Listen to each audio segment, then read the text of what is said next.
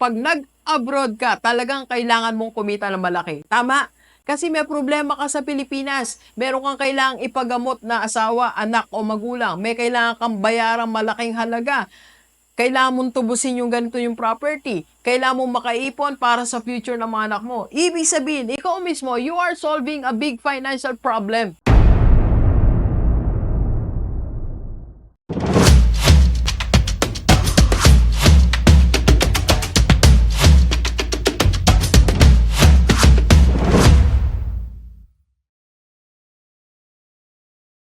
Universe, mga habilin ni Rockstar sa lahat ng mga OFW, 6 na bagay na dapat mong ignore kung ikaw ay isang OFW. Let's go, let's go. Alam nyo bakit dapat mong ini-ignore yung mga bagay na babanggitin ni Doc? For one reason, that is to focus only on your goal, your family, and yourself. Dapat pag nasa abroad ka, 3 lang ang focus mo. Pamilya mo, goal nyo ng family mo, at sarili mo. Okay? Don't forget yourself. Yung health mo, pagkain mo, safety mo. Sinabi ko na po yan sa aking mga previous vlog. Tingnan nyo, balikan nyo na lang. Okay? Alright, so yan ang dapat mong focus. Para makapag-focus ka dyan, ignore these things. First, you have to ignore lahat na mga chismis na galing sa Pilipinas. Pero kailangan klaruhin natin. Chismis na dapat kinaklaro. Paano yun, Doc? Ganito. Pag may nag-message sa'yo about your wife, about your family, about your anak, o yung mga nangyayari sa pamilya mo, sabihin mo sa pamilya mo, tumawag ka. Merong nag-message sa akin, may nagsabi sa akin na ginagabi ka daw ng uwi. Sabihin mo sa asawa mo, or sa mga anak mo, may nag-message sa akin na hindi ka daw pumapasok, panay ka daw nasa labas, or something like that. Lahat ng yan, klaruin, itawag sa pamilya mo para aware din sila na may nakakarating sa iyong balita. Then, pag nagpaliwanag na yung family mo, wag mo nang entertain ang chismis, okay? O yung mga balita galing sa Pilipinas, okay? Hindi natin totally ni-ignore, kinaklaro natin doon mismo sa pamilya mo, okay? So, second, temptation sa lahat ng mga tukso, ignore natin yan. Simula pa lang ng tukso, step 1 pa lang, dapat ini-ignore na natin yung simpleng message na kumusta ka. Kung hindi mo asawa, wala siyang karapatang kumustahin ka. Okay? So, kumain ka na ba? Again, kung hindi mo siya pamilya, wala siyang karapatang tanungin kung kumain ka na ba. Kasi pag sumagot ka dyan, mamaya magda-date na kayo. Okay? Or any type of temptation, hindi lang sa ganung klase. Kahit bisyo, sugal, basta tukso, sabihin mo sa sarili mo, hindi yung tukso layuan mo ako. Hindi po yon. It will not work.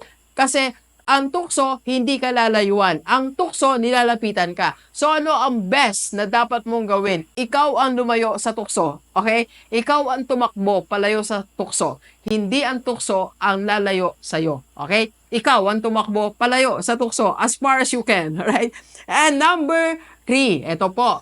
Dapat nating iwasan or ignore as an OFW, extrang gastos. Any extra na offer sa atin, offer dyan sa abroad o offer dito sa Pilipinas. Pag extra gastos, ibig sabihin wala sa listahan ng iyong mga expenses, wala sa listahan ng iyong bayarin for this month, extra. Hindi mo na dapat i-entertain. Ignore. Kasi dyan na magsisimula. Pag in-entertain mo yan, so mapapagastos ka ng 3,000, 5,000 a month. Alam mo, malaking bagay na rin yan. Yung 5,000, 10,000 na gagastusin mo sa hindi mo priority, malaking bagay na po yan. Pambayad na natin ang utang. Okay? Alright, number 4. Pero bago yan, magkape muna tayo. Kape po tayo. And of course, we are inviting you po sa lahat ng mga OFW. Meron kaming free webinar everyday po yan. So, pili ka lang na schedule mo para matuto tayo on how to save and invest the right way. PM lang sa personal FB ni Doc. Let's go. Alright, number 4. Ignore the problem of other people. Yes, Doc, hindi ba ako pwedeng tumulong? Alam nyo po, sa buhay natin, may mga situation or may mga season that you mind your own problem only. Kasi nasa abroad ka. Ang ibig sabihin po, pag nag-abroad ka, talagang kailangan mong kumita ng malaki. Tama? Kasi may problema ka sa Pilipinas. Meron kang kailangang ipagamot na asawa, anak o magulang. May kailangan kang bayarang malaking halaga. Kailangan mong tubusin yung ganito yung property. Kailangan mong makaipon para sa future ng mga anak mo. Ibig sabihin, ikaw mismo, you are solving a big financial problem.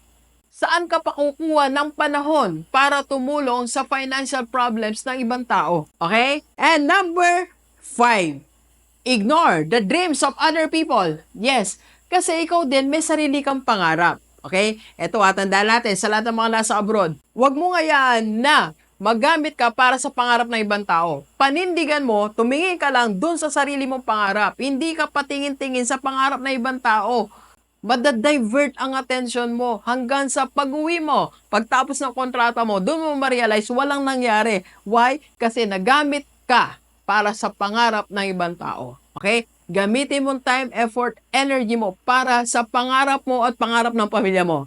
And number 6, lahat ng illegal. Alam mo na yan. Pag illegal, ignore. Okay? No to illegal things. Alright? Okay, so sa lahat ng mga OFW, tandaan natin, ang focus mo lang, sarili mo, goal mo, at pamilya mo. Let's go, let's go. Kape po tayo. Thank you for watching. We are inviting you to attend our free webinar sa IMG Rockstar Community para makapag-invest ka na sa mutual fund at magkaroon ka na ng Kaiser. PM na sa personal life ni Doc. Let's go, let's go!